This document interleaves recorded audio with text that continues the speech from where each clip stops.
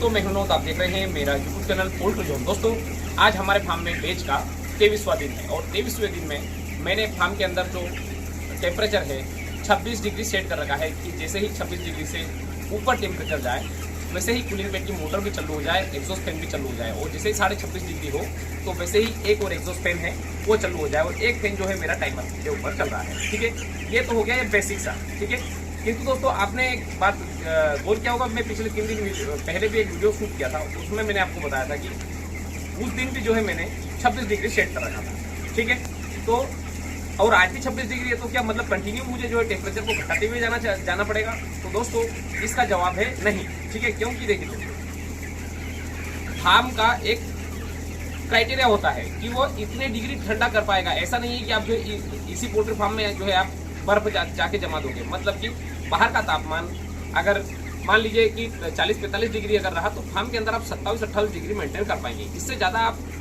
मतलब 24 डिग्री भी सेट कर देंगे तो बहुत रेयर केस में जो है और मतलब 24 डिग्री वहाँ पे टेम्परेचर आएगा।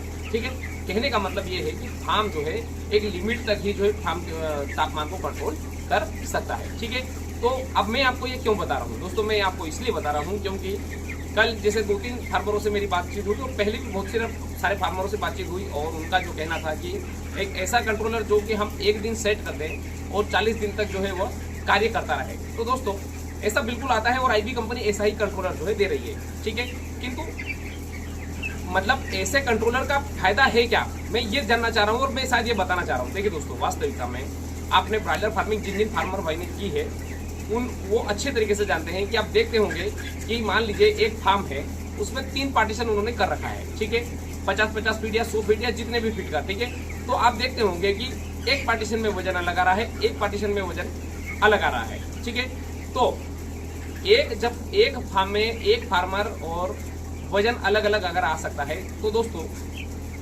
जब फार्मिंग हम करते हैं तो अलग अलग दिन। और अब देखिए जब कंट्रोल पैनल की जो मान लो प्रोग्रामिंग होती है तो किस प्रकार से होती है मैं थोड़ा सा वो समझाऊँ तब जाके आपको जो है मैं आपको बता पाऊंगा। देखिए दोस्तों, प्रोग्रामिंग इस प्रकार से होती है कि मुझे फार्म के अंदर इतने दिन में जो है इतना टेम्परेचर चाहिए। किंतु दोस्तों यह प्लानिंग हुई पूरी ऑन पेपर। ठीक है, हर एक फार्म की अलग अलग सिचुएशन होती है अलग अलग समय पर।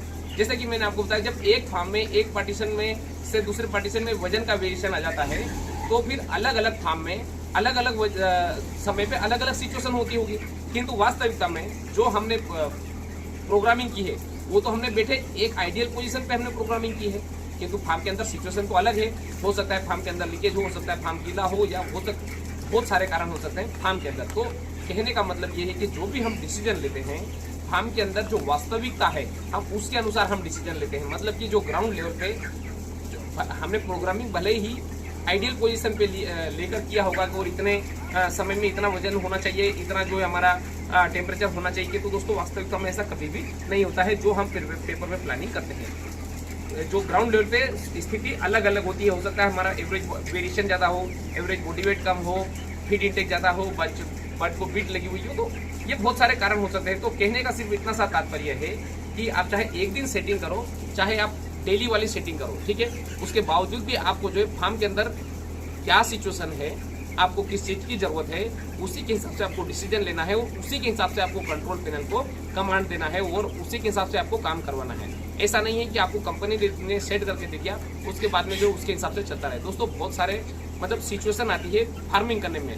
डे ओल्ड में क्या सिचुएशन रहती है, डे लास्ट में क्या सिचुएशन रहती है। ठीक है, उसके बीच में भी बहुत सारी परिस्थितियां आती है और हमें उस परिस्थितियों के हिसाब से डिसीजन लेना पड़ता है। तो कहने का मतलब ये है कि ऐसा नहीं है कि आप पूरे फुल्ली 40 दिन वाला प्रोग्रामिंग किया हुआ अगर आप कंट्रोल पैनल लेंगे तो आप पूरी तरीके से मतलब फार्मिंग कर लेंगे। नहीं दोस्तों, आपको वही डिसीजन लेना है जो फार्म के अंदर ग्राउंड लेवल पे जो वास्तविक स्थिति है। तो दोस्तों आज जैसे मेरे फार्म में 23वां दिन है और मैंने 26 डिग्री सेट कर रखा है और इससे मुझे पता है कि मेरे फार्म में 26 डिग्री सफिशिएंट टेम्परेचर है। इससे ज़्यादा मैं जो अगर खुद भी करूँगा मैं इसको 25 डिग्री सेट करूँगा, क्योंकि 25 डिग्री सेट करने के बाद में कंटिन्यू जो है फैन चलते रहेंगे, इससे ज़्यादा नीचे टेम्परेचर नहीं आएगा। रात में अलग सिचुएशन है, मैं दिन की बात कर रहा हूँ। रात में तो वैसे टेम्परेचर कंट्रोल हो जाता है, किंतु मैं दिन की बात कर रहा हूँ। दिन में जैसे गर्मी होती है और एग्जॉस्ट फैन कंटिन्यू चलते हैं, मतलब कि वो एग्जॉस्ट फैन 26 डिग्री अचीव करना मतलब उनके लिए ये हो रहा है। तो आप कहने का मतलब ये है कि जो ग्राउंड लेवल पे जो सिचुएशन है वैसे जो है हम सेट करते हैं। और एक जैसे मान लो 20-22 दिन के बाद में एक सेट कर दिया आपने 26 डिग्री, उसको लास्ट तक आपको जो सेट करने की आवश्यकता नहीं, कंट्रोल पैनल के पास में आपको जाने की भी जरूरत नहीं है, सब अपने आप जो है कार्यक्रम होता रहता है। तो दोस्तों